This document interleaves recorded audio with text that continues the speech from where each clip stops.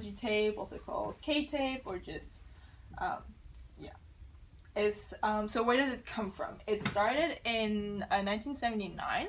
It's actually a Japanese chiropractor who invented it.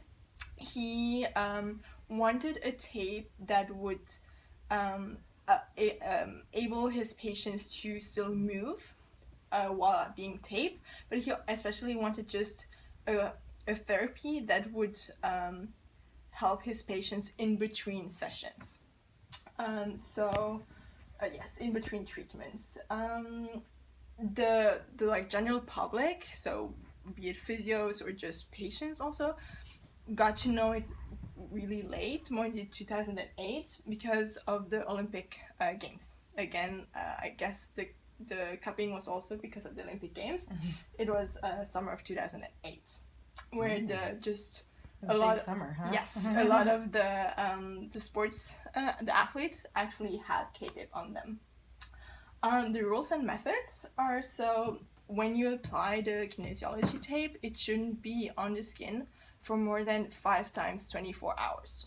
The real K-tape will start going away anyways with showers.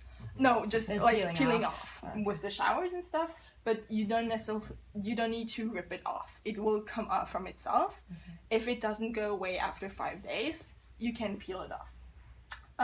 When you actually apply it on the skin, the tape that is on the roll already has 100% stretch. So when you apply it on the skin, you should just roll it off the tape. They call it paper off or something. Yes, because if you apply more stretch, you will go over the 100%. And the general rule for the real K-tape is not more than 120% on the skin. If you go over that, it will either peel off or not have the effects you want to. So just peel off, you put your anchor, and then just take the tape, the paper off the tape while you put it on the skin. When you want to target a specific muscle, you should put that muscle first into a stretch position. So let's say traps. You put the head to the side. To facilitate? No. To inhibit. Okay. No. And in any way. You put them, you go stretched. And then the inhibition or the facilitation is if you start at the origin or at the insertion. In theory. Yeah. Yes. So you put your muscle into a lengthened position. Start either at the origin for the facilitation or at the insertion for the inhibition, and then roll it off and anchor it there. Okay? And then you want it into a lengthened position for that when you come back, the kind of recoil happens. Sure. Because if you put it into just a passive, like in the normal position, nothing will happen. That's why you want to stretch, so that if you go into neutral, the ripples start. Yeah. Yes. Good. So there are actually indications and contraindications, which might seem weird. So indications are just any kind of tendon, ligaments, muscle injuries. You want to maybe use it for postural adjustments, lymphatic issues. If I know you bruised yourself, just to get like the flow of the any fluid flow better going. Contraindications are, again, also with fluid flow important if they have congestive heart failure or metabolic diseases. Increasing or speeding up that fluid flow might be actually bad for them. So you want to see if they have kidney diseases, and then just the obvious ones like skin infections, open wounds. You don't want to tape over that. And then, so how does it work? Like I said, you want to put it in the stretch position so that in neutral, the recoil happens in the tape. The ripples that happen in the tape are supposed to lift off the certain sections of the skin and fascia underneath. And that creates then deep pressure or pressure. And it helps with just the mechanoreceptors. You will have then a communication with the mechanoreceptors on the dorsal horn. and then the nociceptive stimuli will decrease, so you feel less pain.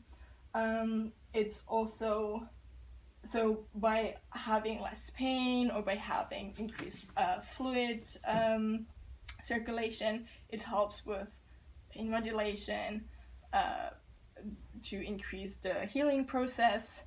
The postural aspect of it is not that much like proven by the mechanism of the tape, and the facilitation and inhibition part is also kind of like you just have to accept that it's happening that way. What also the chiropractor says, it's just an assistance in self-healing process. It just helps speed up some kind of healing process. So it's not for prevention.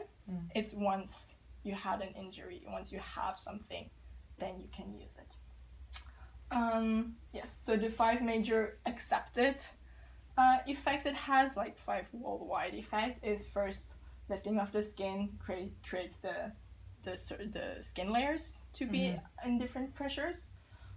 Fascia gets unwind, and the direction of it, because if the fascia is glued together and you lift off, it will be easier for it to move, so it will redirect itself in its natural movement. Muscles are supposed to gain optimal function out of it. Lymphatic fluid is redirected correctly, and it will also take away waste. That is, for example, if you have like a healing process going on, the waste products will be flushed out faster because of the increased lymphatic fluid flow. And realignment of the joints through the skin ripples, through the fascia, through the muscle optimized function. The joints will then be realigned correctly. Additional effects, that's a funny one.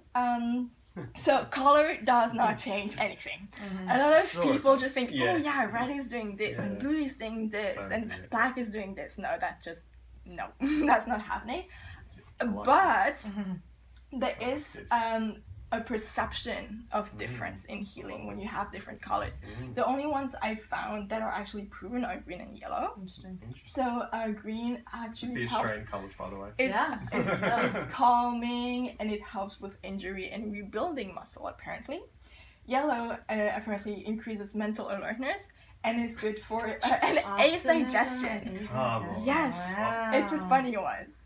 Digestion, come on, Yeah, guys. but just take the color you prefer. Yeah. And then the sensation of cold or heat is in your head, basically. Okay. It's the tape will not heat or will not cool your skin.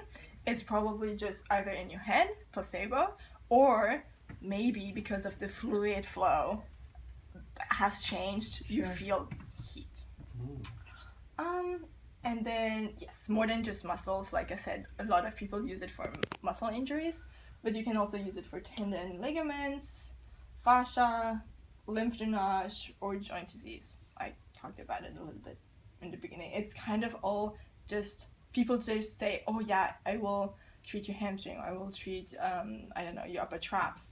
But by treating the upper traps, you actually treat the fascia underneath. You also help the lymph going through it.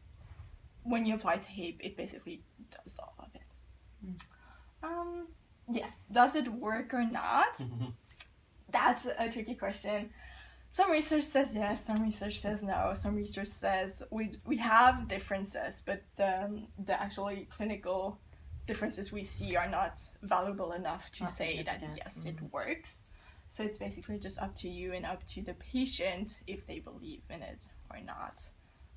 Because a lot, like I said, yes, it has proven effects on the different like fascia layers. But if the patient doesn't believe in it, it won't make any differences. So if the patient really thinks and says, oh yeah, I feel a difference with it, then just go and take them. And those are my